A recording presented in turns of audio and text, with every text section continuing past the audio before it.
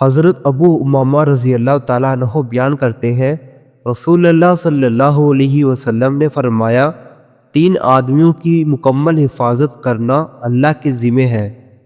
وہ آدمی جو اللہ کی راہ میں جہاد کے لیے روانہ ہو تو وہ اللہ کی حفاظت میں ہے، حتیٰ کہ اللہ اسے فوت کر کے جنت میں داخل فرما دے یا اسے حاصل ہونے والے اجر یا مال غنیمت کے ساتھ واپس لوٹا دے۔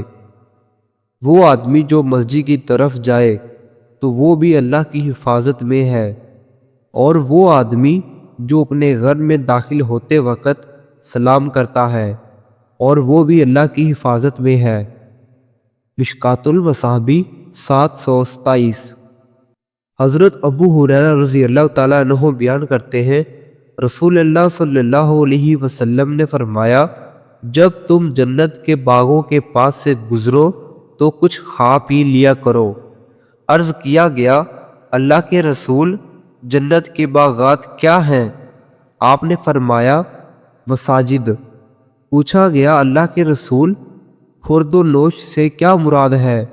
آپ صلی اللہ علیہ وسلم نے فرمایا، اللہ پاک ہے، ہر قسم کی تعریف اللہ کے لیے ہے، اللہ کے سوا کوئی معبود برحق نہیں، اور اللہ سب سے بڑا ہے۔